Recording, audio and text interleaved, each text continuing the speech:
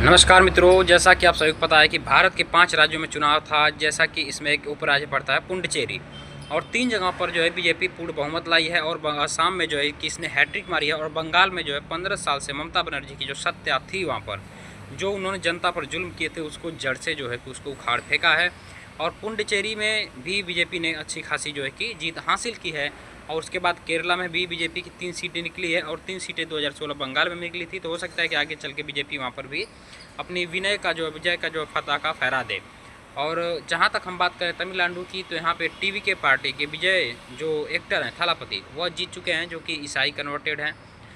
और इसको लेकर के अगर कहीं भी देखा जाए तो उतनी चर्चाएं नहीं है जितनी चर्चाएं बंगाल के चुनाव की हो रही है। अखिलेश यादव और इनके तमाम नेता इंडी गठबंधन के साथ ही ये इल्ज़ाम लगा रहे हैं कि बीजेपी ने जो है कि वोट चोरी किया। लेकिन तमिलनाडु में बोलने के लिए कोई तैयार नहीं हो रहा है। यहाँ तक कि एम.के. स्टालिन भी इस समय साइलेंट हैं विजय एक्टर के सामने, क्योंकि इनकी फ़ैन फॉलोइंग इतनी ज़्यादा थी कि यहाँ पे इनको हार मानना पड़ा।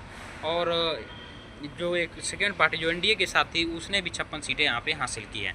तो अब सवाल ये पैदा होती है कि अब जो वहाँ पे बवाल चल रहा है बंगाल में, जिस तरह से जैसे ही जीता गया, वहाँ पे लोगों की आंखों में आंसू आ गए, बीजेपी के लोगों के, बीजेपी के वोटर्स के, बीजेपी के नेताओं के। और जिस प्रकार से टीएमसी के जो जितने भी अड्डे थे, इनके नेताओं ने जितने कब्जे किए थे, ऑफिस वगैरह सब कुछ तोड़ फोड़ दिया जा रहा है।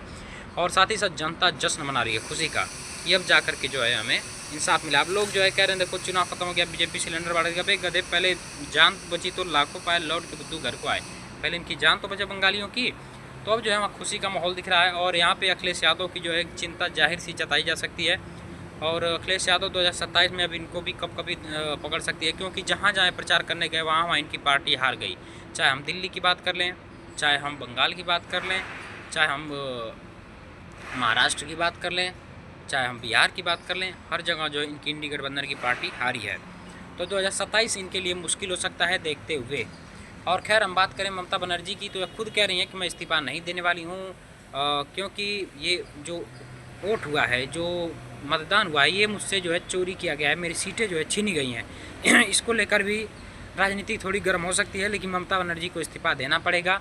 और जब ये लोग हारते हैं तो ईवीएम हैक और ईवीएम चोरी या वोट चोरी का जो है मामला डाल देते हैं।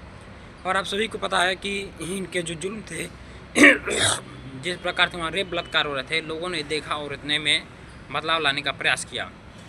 और जिस प्रकार से नए नए भारत में कानून है, बंगाल में तोड़फोड़ हुए, इनके घरों को जलाया गया हिंदुओं को, तो ये सब कहाँ लोग भूल सकते हैं। अपनी करनी का दोष नहीं, और दोष जो है कि ईवीएम मशीन के ऊपर डालने के लिए सदैव तत्पर रहते हैं।